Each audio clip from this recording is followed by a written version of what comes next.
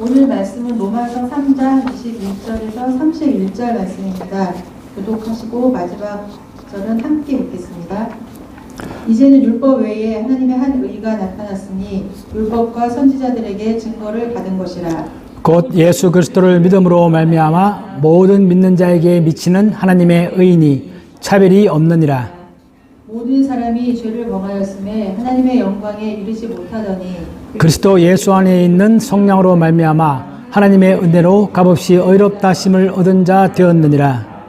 이 예수를 하나님이 그의 피로써 믿음으로 말미암는 화목제물로 세우셨으니 이는 하나님께서 길이 참으시는 중에 전에 지은 죄를 간과하심으로 자기의 의로우심을 나타내려 하심이니 곧 이때에 자기의 의로우심을 나타내사 자기도 의로우시며 또한 예수 믿는 자를 의롭다 하려 하심이라.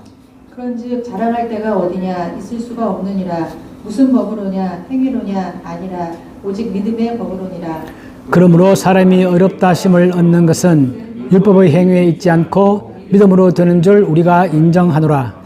하나님은 다만 유대인의 하나님이시냐 또한 이방인의 하나님은 아니시냐 진실로 이방인의 하나님도 되시느니라. 할례자도 믿음으로 말미암아 또한 무할례자도 믿음으로 말미암아 의롭다 하실 하나님은 한 분이시니라.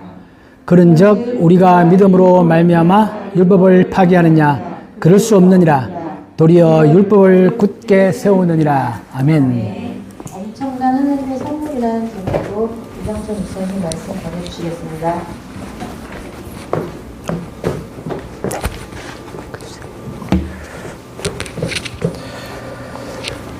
안녕하세요. 네. 바쁘고 힘드신 가운데서도 활기차게 잘 살고 계시는 거죠? 네. 자, 오늘 우리가 로마서를 쭉 따라서 보고 있는데요. 오늘 이 본문이 로마서 전체의 내용들을 핵심적으로 요약해서 한 11절 정도 속에 로마서 전체가 말하고 싶은 그 핵심이 들어있습니다. 또 우리도 평소에 기독교를 믿으면서 기독교의 기본 진리가 무엇인가를 많이 들어왔는데 그것이 11절 속에 다 들어있습니다. 좀 놀라운 거죠. 놀랍고 그래서 학자들은 이 부분이 로마서 전체의 핵심이다 그렇게 말합니다. 그리고 아주 함축적으로 들어가 있기 때문에 앞으로 로마서 전체를 통해서 또 바울이 다른 성경들 에베소스나 고린도전후서나 그런 걸 통해서도 계속 설명해 나가는 그런 모든 것들이 풀어서 설명할 텐데 요 속에 이제 함축적으로 다 들어있는 거죠. 또 그리고 우리가 지금까지는 로마서를 쭉 봐오면서 봤던 내용들이 뭐였냐면은 우리 모두가 다 죄인이다 그런 말 들었죠. 그래서 우리가 약간 좀 어두운 분위기였죠. 오늘은 엄청난 반전이 일어납니다. 지금부터는 로마서에서 어두운 얘기보다는 밝은 이야기, 우리를 구원하신 하나님의 사랑 이야기, 그런 것들을 계속 말합니다. 이 전체의 주제는 제가 제 윗줄에, 첫 절에 나와 있는 것처럼 제가 노란색으로 표시했는데 하나님의 의입니다. 하나님의 의. 자, 하나님의 의라는 단어의 뜻은 우리가 노력해서 만들어내는 우리의 의가 있고, 우리의 의로움이 있고, 그게 아니라 하나님께서 우리에게 주시는 하나님의 의가 있습니다. 그 인간의 의와 하나님의 의가 대비되는 거죠. 그 사람은 자기의 의로서 구원받지 못한다. 우리 전번에 체크리스트 봤던 것처럼 그때로 몇 점 나오셨죠? 75점? 어떤 분들은 95점? 저는 한 20점? 그러는데 다 그렇다 할지라도 결국은 다 100점에 미달해서 누구나 다 심판의 대상이 된다. 그렇게 해왔던 것인데 이제 그것이 대전환이 일어난다는 뜻입니다. 자, 우리가 봤던 것처럼 죄라는 것은 비유컨대 감옥과 같다. 자, 우리는 죄라는 이름의 감옥에 갇혀 있다. 그 죄의 힘, 죄의 권세 속에서 갇혀 있어서 나는 그 죄라는 감옥으로부터 내 힘으로는 빠져나올 수 없다. 쇠창살이 있고 거기에 자물쇠를 채워져 있고 내 힘으로는 도저히 불가능하죠. 그런데 내가 그 감옥에 갇힌 이유는 죄죠. 죄인데 오늘 우리 본문에 보면 첫 번째 박스에 보시면 모든 사람이 죄를 범하였음에 하나님의 영광에 이르지 못한다. 이 말이 무슨 말이냐면 하나님의 영광이 여기 있고 우리가 밑에 있어서 그게 도달하지 못한다라는 그런 의미로 볼 수도 있겠지만 더 정확한 의미는 하나님께서 우리에게 주신 창조 때 우리에게 주신 하나님의 영광이 많이 사라졌다 그 뜻입니다. 영어로 보시면 fall short of God's glory입니다. 하나님의 영광이 우리들에게 있어서 부족하다. 우리가 short of 그러면 뭐가 부족하다 그런 뜻이죠. 우리 속에는 하나님이 애초에 우리를 창조할 때 하나님의 영광스러운 모습으로 주셨고 또 그렇게 살아가기를 바랬지만 우리는 그 영광들을 많이 잃어버렸습니다. 우리의 죄 때문에. 우리 삶의 모든 분야에서 그러나 완전히 사라지진 않았지만 많이 잃어버렸다. 그게 우리 저번에 봤던 것처럼 그게 무슨 용어였죠? 전적 부패. 전적 부패. 그걸 전적 부패라고 부른다. 그래서 우리는 감옥에 갇혀 있고 그 결과는 하나님이 말할 때 너 100점 미만이면 뭐다? 사형입니다. 우리 감옥에 갇혔는데 사형 선고를 받은 거죠. 아직은 안 죽었지만 시간이 지나서 사형 선고할 때가 되면 우리는 다 사형을 당할 수밖에 없는 그런 위치에 있다. 자, 첫 번째는 우리가 이 상태를 인정해야 됩니다. 우리가 이걸 인정 못하면 그 다음 논리는 아무 의미가 없죠. 그러니까 여러분들이 얘기해서 정말로 내가 그 상태를 내가 인정하느냐. 잘 피부에 와닿지 않죠. 그러나 아무튼 그것은 제가 전에 말했던 것처럼 질병 진단처럼 내가 지금 몸이 멀쩡한데 진단을 해봤더니 이미 죽을 병에 걸렸다. 그거와 똑같습니다. 난 지금 잘 살아오고 있죠. 전혀 문제 없죠. 그러나 때가 되면 나는 그 죽을 병 때문에 죽을 겁니다. 그게 바로 우리의 상태이다. 그런데 우리가 여기로부터 드디어 우리가 해방이 되는 거죠. 해방이 되는데 하나님께서 너가 죄가 있는 상태가 맞는데 너의 죄를 내가 다 용서한다. 죄가 없는 걸로 한다. 그렇게 말하는 게 뭐죠? 칭의다. 자, 우리가 실제로 의로워서가 아니고 의롭다고 선포하는 거죠. 우리 지금 병에 걸려있는데 의사가 병 다 나았습니다. 그렇게 선포하는 것과 같습니다. 그렇게 해서 우리가 감으로부터 나오면 그 해방의 결과는 뭐죠? 영생입니다. 밑에 나와 있는 것처럼 두 번째 박스에서 죄의 삭은 사망이다. 그 정반대는 뭐다? 영생이다. 그러니까 여러분들이 구원받아서 하나님을 믿는다면 여러분들에게는 사형 선고가 아니라 여러분들이 주어진 것은 영생이죠. 영생. 영원히 산다 우리는. 하나님 은혜로. 그게 바로 죄라는 감옥에서의 해방입니다. 그런데 이러한 칭의는 하나님 주시는 칭의는 선물이죠. 무료다. 오늘 본문에 보시면 첫 번째 박스에서 그리스도 예수 안에 있는 성령으로 말미암아 하나님의 은혜로 값없이라는 이 단어는 우리가 값없이라고 번역했는데 다른 영어 성경 보면은 선물로서 그런 뜻이 담겨 있습니다. 하나님이 우리들에게 원래 선물은 돈 내고 받는 게 아니죠. 그냥 받는 거죠. 그처럼 하나님이 우리들에게 선물로 칭의, 하나님의 의를 우리들에게 하사하셔서 우리로 하여금 죄가 없는 상태로 만들어 준다는 뜻입니다. 두 번째 박스도 보시면 선물이라는 단어가 나오죠. 바울이 말하기를 둘째 줄에서 예수 그리스도의 은혜로 말미암은 선물은 그렇게 되어 있고 세 번째 박스 보시면 예수님께서 어디서? 사마리아 여인을 만났을 때 했던 말씀입니다. 예수님께서 사마리아 여인에게 네가 만일 하나님의 선물과 또 내게 물 좀 달라는 네가 누군지 알았더라면 그렇게 말씀하시면서 예수님을 통하여 베풀어 주시는 그 구원은 하나님의 선물이다. 여러분들은 엄청난 선물을 받은 겁니다. 그죠? 자, 근데 이 선물이 믿을만 하냐라는 뜻입니다. 우리 보통 누가 여러분들에게 갑자기 전화가 와서 저 어느 회사인데요. 여러분 계좌에 제가 돈을 10억 넣어드리겠습니다. 딱 그러면 첫 번째 의심부터 해야죠. 이게 뭐지 이거? 말이 되는 얘기냐? 내가 한 게 없는데. 내가 열심히 일했더니 한 달 뒤에 월급을 300만 원 넣어주겠습니다. 그거에 당연히 내가 받아야지. 의심하지 않습니다. 즉 나의 노력의 대가로 내가 뭘 받을 때는 우리가 의심하지 않지만 선물은 일단 의심하고 봐야죠. 내가 그걸 받을 자격이 없는데 왜 나에게 주지? 그런 것처럼 하나님의 엄청난 선물이 우리에게 주어지는데 사람들이 그 선물을 잘 받아들이지 못하는 이유는 내가 그거에 대해서 노력한 게 없기 때문에 주어지는 선물이 별로 실감이 나지 않습니다. 또 한편에서는 설마 그게 말이 되냐? 이래서 또 말하죠. 하나님께서 말씀하시기를 예수 그리스도의 십자가의 죽음을 믿으면 너에게 영생을 주겠다. 그렇게 말씀하셨는데 무슨 말도 안 되는 그런 게 세상에 어디 있어? 나는 아무것도 한 게 없는데 나는 안 받을 거야. 또는 나는 그 말 무시할 거야. 이게 보통 우리들의 입장이죠. 그 자체가 나쁜 거 아닙니다. 우리가 믿을 때에도 우리의 믿음이 정말 하나님이 선물로 주신다고 하셨는데 그게 진짜냐? 나에게 주시는 거 맞느냐? 그 선물의 내용이 뭐냐? 따져보고 의심해보는 게 합리적인 사람이죠. 당연히 그래야 됩니다. 그렇게 받으면 그런 사람들은 이 세상 살면서 사기를 잘 당하겠죠. 좋다고 그러면 다 받아들이고 가입하고 막 그래가지고 사기 엄청 당하겠죠. 그처럼 선물에 대한 검증도 필요합니다. 바울도 그걸 알죠.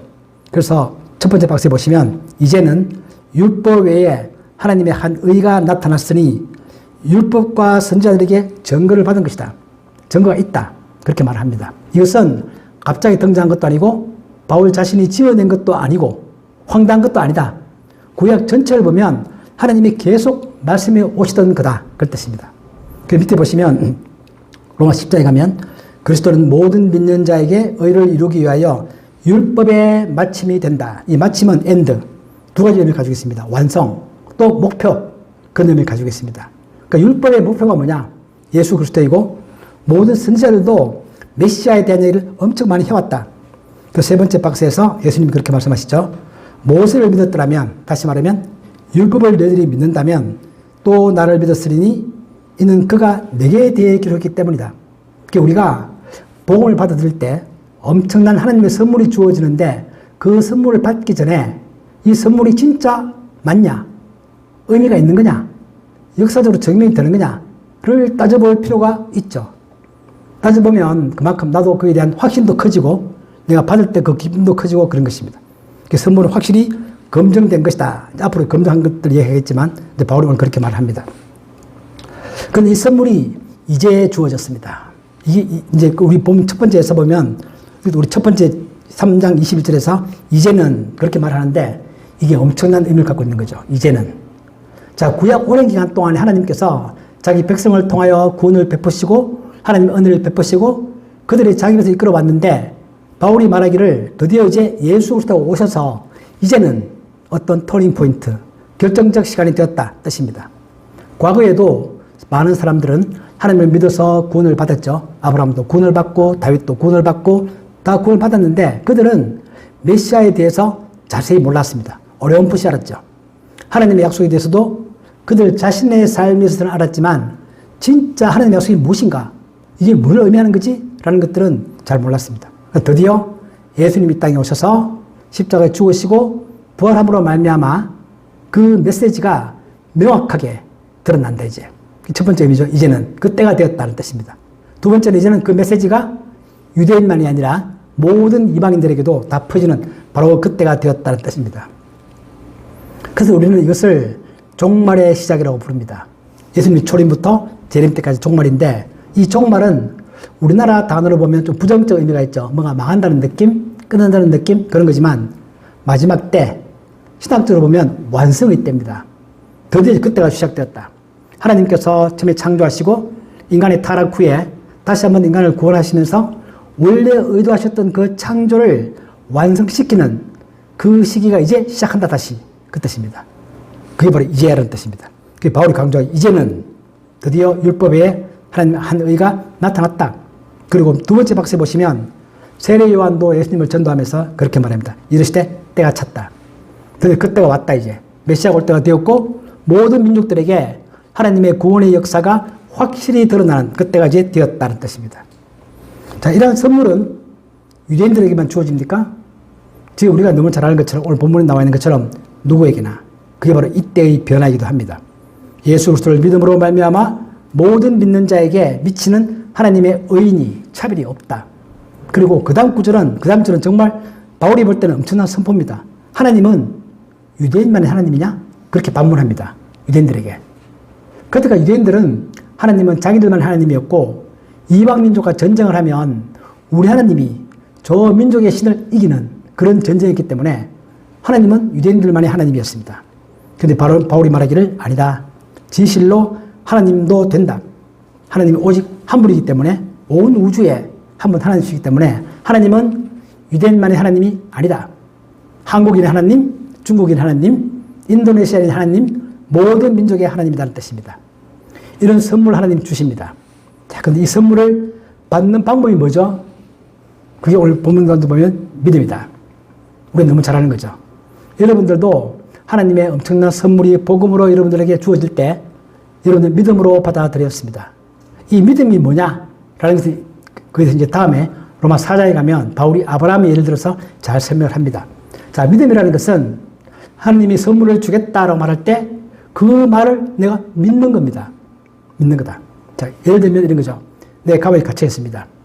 하나님 말씀하시기를 너 이제 무죄야. 나와. 그렇게 말합니다. 그럼 감옥 속에 있는 사람은 뭐라고 말할까요? 문이 활짝 열려 있으면 나오는 게 쉽겠죠. 근데 문이 열리지 않습니다. 문이 계속 닫혀 있고요. 변한 게 아무것도 없어 보입니다. 그 문에 자물쇠도 채워져 있습니다. 그 사람은 그렇게 말하는 거죠. 아닌데요, 하나님? 문 계속 닫혀 있는데요? 하나님의 문을 활짝 열어주시면 제가 나갈게요. 그럼 제가 믿을게요. 그렇게 말합니다. 하나님은 근데 문을 열어주지 않습니다. 문은 잠겨 있지. 열쇠도 채워져 있지. 그래서 너는 해방이야. 나올 수 있어. 그렇게 말합니다.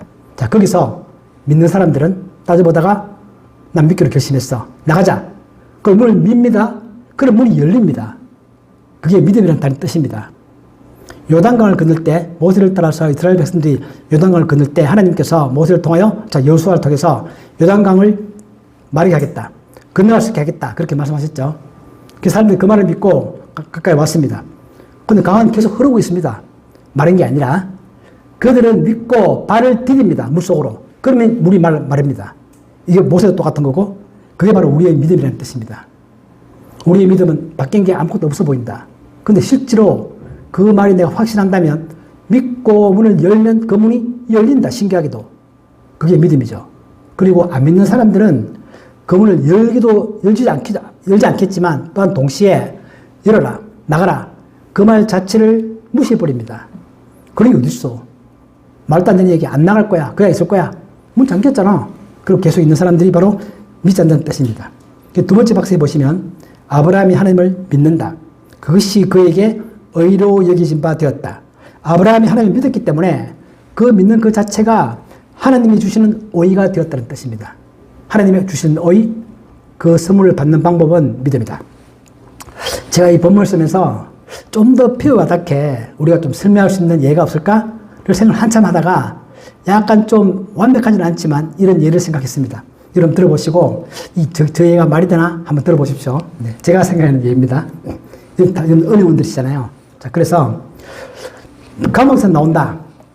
죄의 용서죠. 우리 성경에 보면 예수님께서 비유를 말씀하시면서 죄의 용서를 돈으로 표현한 적이 있습니다. 밑에 첫 번째 박스에 보시면 마태복음 18장에서 천국은 그 종들과 결산하려 하던 어떤 임금과 같으니 결산할 때에 10,000달란트 빚진 자를 데려오매 그 10,000달란트를 탕감해 줍니다. 그 용서죠. 하나님의 용서다. 하나님의 용서가 10,000달란트보다 훨씬 크겠지만 자오전 예수님께서는 그래도 우리가 느낄 수 있는 피부로 돈으로 환산해 봤는데 10,000달란트가 얼마죠? 성경에서 1달란트는 6,000데나리온 20년 연봉이고 1데나리온이 하루치 급이기 때문에 20년 연봉이고 1만 달란트는 20만 년 연봉이다. 여러분들 연봉이 20만 년 얼마예요? 이 10,000달란트가 작은 돈이 아닙니다. 10,000원이 아니고 10,000달란트는 우리의 20만 년 연봉이다. 우리가 평생 벌 수 없는 돈이죠. 자, 여러분 연봉이 얼마? 금융감독으로 신고된 여러분들의 은행들의 평균 급여는 1억. 쉽게 말하면 20만 년에 1억이면 얼마죠? 20조다. 자, 어떤 사람이 말합니다. 여러분들에게 제가 여러분들에게 20조를 드리겠습니다. 여러분 할 일은 뭐냐면 여러분의 계좌번호를 저기 알려주는 겁니다. 그래야 제가 입금을 하지. 그죠? 은행에 입금 한도 제한이 있습니까? 20조가 들어오나요? 개인 계좌에? 받아본 적이 없어서. 제가 알기로는 없단 말이죠. 들어오긴 들어올 거란 말이죠. 들어오면 난리 나겠죠, 이제, 은행에서. 갑자기 어떤 개인이 돈이 20조가 예금이 늘었어? 은행 전체 예금이 얼마예요? 거기 20조 늘어나 버리면 엄청 표시가 팍 날 텐데, 그렇게 말했습니다. 대부분 사람들은 말도 안 돼. 말도 안 되죠, 사실. 말이 됩니까, 여러분? 제가 여러분들에게 계좌번호를 제가 알려주시면 제가 100만원씩 넣어드리겠습니다. 그럼 여러분들이 많이 알려줄 거예요. 100만원 정도는 한번 받아보지 뭐. 그죠? 근데 1,100억을 주겠다 그러면 이상한데? 20조를 드리겠다. 말도 안 돼. 그만큼 하나님의 은혜가 이 작은 거면 사실 한번 받아볼 텐데 너무 커서 우리의 피부로, 우리의 느낌으로 감당이 안 됩니다. 우리 용서라는 게. 그런 표현을 지금 말씀하시는 거죠. 10,000달란트 빚진 자를 데려온다. 그래서 그 중에서 대부분의 사람들은 그 말을 무시했고 이상철이라는 사람은 따져보니까 말이 된다 싶어서 제 계좌를 알려드립니다. 그럼 제 계좌로 돈이 들어오는 거죠. 저한테는. 저한테 못 받는 거고. 그게 바로 우리의 믿음이라는 겁니다. 믿음은 뭔가 하신 말씀에 대해서 내가 잘 따져보고 제가 지금 무대포로 믿는다 그런 말 하고 있는 게 아닙니다. 아까 말했던 것처럼 잘 따져보고 그거에 대해서 내가 신뢰가 가면 거기에 대해서 뭔가 내가 반응을 하는 겁니다. 감옥을 나오든지 내가 계좌번호를 알려주든지 그게 바로 믿음이라는 뜻이다. 근데 이 믿음은 그렇기 때문에 내가 20조를 받았다면 받은 거에 대해서 내가 기한 게 있습니까? 없죠. 나는 단 1분도 일을 하지 않았습니다. 단지 내가 했던 것은 그분의 말씀을 믿고 내 계좌번호를 알려드린 것 뿐이다 이거죠. 그건 공로가 아니죠.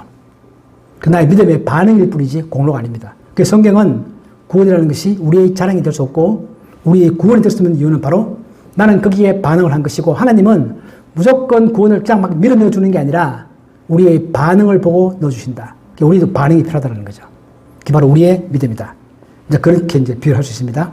자, 근데 우리는 그 선물을 공짜로 받았죠. 근데 하나님은 자신이 우리에게 그 선물을 주기 위해서 엄청난 비용을 부담했습니다. 이게 중요한 거죠. 하나님은 엄청난 비용을 부담했다. 하나님의 딜레마가 있습니다. 하나님의 딜레마는 뭐냐면 하나님 자신이 의로우시기 때문에 죄를 용서하면 안 됩니다. 우리 사회에서도 죄를 지었는데 그냥 용서하면 뭐죠? 정의가 무너진 겁니다. 죄를 지었으면 벌을 받아야죠. 그게 사회의 정의입니다. 그 사회의 정의의 끝판왕 하나님. 하나님은 절대 죄를 용서할 수 없다. 하나님 본인이 의로우시기 때문에. 근데 내가 벌을 주고자 하는 저 사람을 내가 너무 사랑한다. 난 저 사람을 용서하고 싶다. 구원하고 싶다. 이 두 개의 딜레마. 자, 이 딜레마를 풀 수 있는 방법이 뭐냐? 우리가 많이 들었던 것처럼 그게 예수 그리스도의 십자가의 죽음이고 예수 그리스도는 하나님 삼일체이시기 때문에 하나님 자신의 희생입니다. 내가 이 땅에 내려가서 인간의 몸을 입고 인간들로부터 조롱을 당하고 비난을 받고 배척을 당하고 그리고 그들의 손에 내가 만든 인간들의 손에서 내가 죽음을 해서 내가 그 죽을 때 거기에 모든 죄를 다 얹어서 죽여버린다. 나의 아들 내가 죽여버린다. 그 나는 심판의 정의의 실현을 한다. 거기서 정의의 실현을 한다.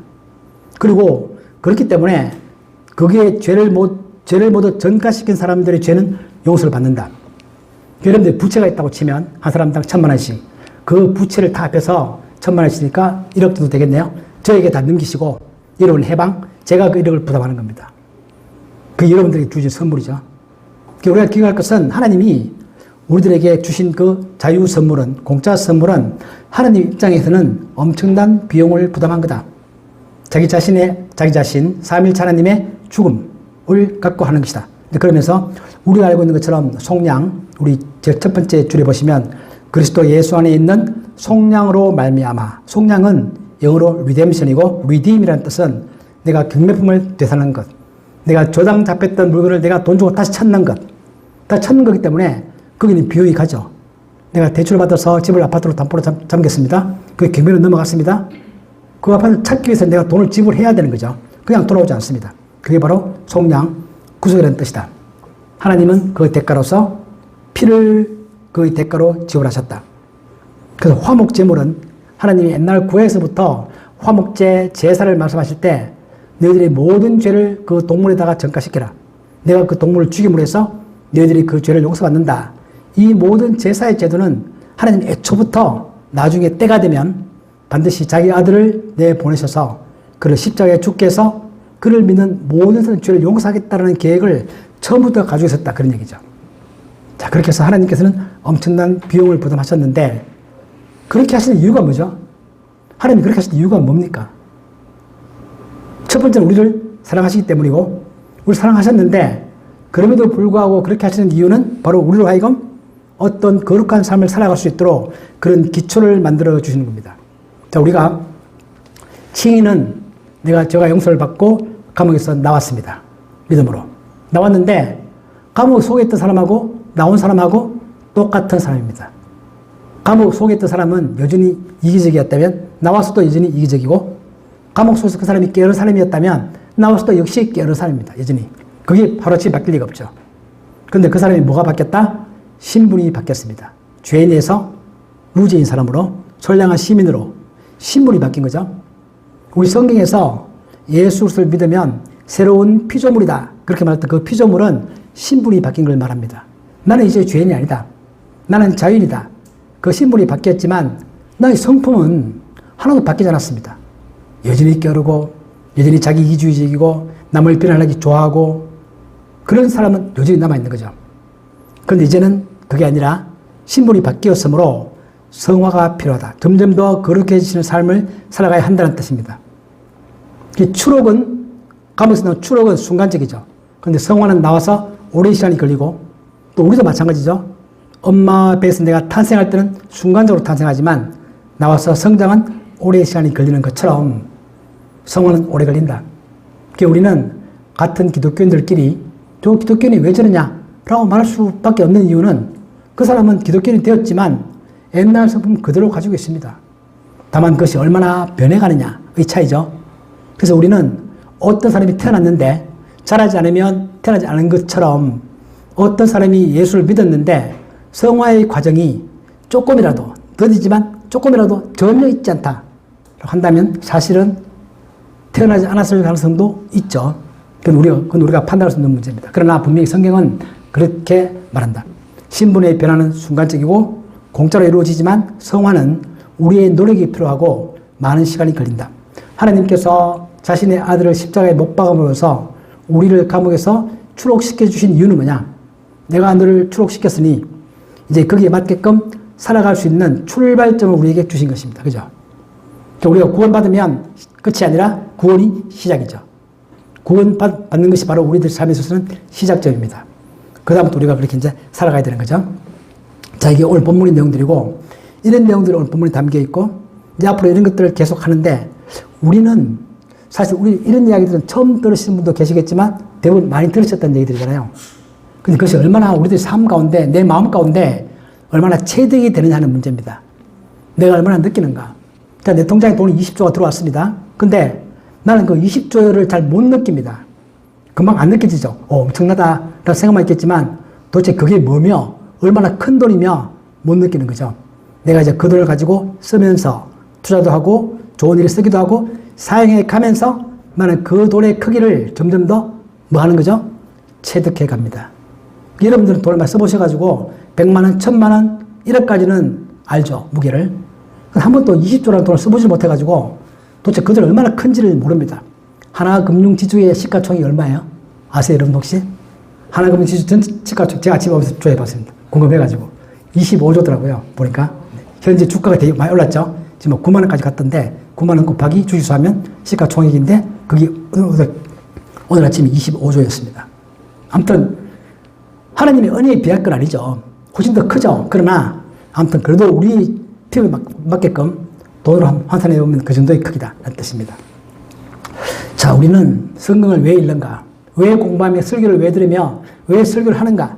그것은 바로 하나님이 말씀하신 그 진리를 내가 좀 더 이해하고자 하는 것이고 그 이해가 깊어질수록 감동도 깊어집니다. 그죠? 우리가 똑같은 영화를 보더라도 영화 해설자의 말을 들으면서 저 영화에 담긴 의미가 무엇인지를 많이 들으면 그 영화의 의미가 점점 더 깊게 와닿죠. 그와 똑같습니다. 미술품 감상, 음악 감상 다 똑같죠. 성경도 똑같이 우리가 이해해야 되는 책이고 우리는 이해가 깊을수록 감동이 깊어지고 감동이 깊을수록 현실을 살아가는 어려움을 이기는 힘이 강해집니다. 왜냐하면 우리가 오늘 말했던 것이 우리 신앙의 기초고요. 이 기초가 단단하면 단단할수록 우리가 실제로 현실을 부닥치는 많은 어려움들을 이겨낼 수 있는 인내심, 지구력 이런 것들이 세진다는 뜻입니다. 그게 우리에게 실제로 주어지는 그런 은혜죠. 그러니까 우리는 이 기초를 항상 단단히 가져가는 것. 그 기초는 뭐죠? 첫 번째, 나에게 주어진 선물의 가치를 알아야 한다. 얼마나 큰 것인가를. 그리고 선물을 주는 자의 마음 이해해야죠. 우리 선물 받으면 기쁜 게 뭐죠? 선물 자체보다도 나에게 그 선물을 준 사람이 누구이며 그 사람이 어떤 마음으로 선물을 주었는가가 더 중요한 거 아닙니까? 그처럼 선물을 주는 자의 마음을 이해해야 되고 이 선물이 나는 공짜지만 상대방 입장에서는 결코 공짜가 아니라 엄청난 대가가 치루어진 것이다. 라는 것을 알고 받는 이 기초가 단단하면 단단할수록 우리가 현실을 살아가는 힘이 강해진다는 뜻입니다. 그게 우리에게 주어지는 것이고 실제적 유익이고 어떤 경우에도 흔들리지 않는 하나님에 대한 신뢰, 하나님의 약속에 대한 은혜, 감사 이런 것들이 우리 마음 가운데 단단히 자리 잡으면 잡을수록 우리가 더 강한 사람이 될 수 있는 거고 그게 우리가 이 자리에 모인 이유이기도 하죠. 우리가 그런 은혜를 가지고 오늘 오후도 한번 열심히 살아보시고 앞으로도 말씀 가운데서 더욱더 큰 은혜를 받으시는 우리 모두가 되기를 주님의 이름으로 축복합니다. 아멘. 네. 아버지 하나님, 정말 우리에게 엄청난 선물이 주어졌습니다. 우리는 그 선물이 너무 커서 도대체 감이 잡히지 않고 감당하기가 힘들 정도입니다. 하나님, 우리에게 주신 그 선물을 우리가 하나씩 하나씩 이해해가면서 그 선물의 깊이와 크기와 하나님의 사랑을 더욱더 깨달아가게 하시고 그런 가운데 우리가 매일매일 살아가면서 겪는 많은 어려움들을 우리가 이겨낼 수 있는 힘을 가질 수 있도록 우리에게 은혜를 베푸시옵소서. 예수님의 이름으로 기도하옵나이다. 아멘.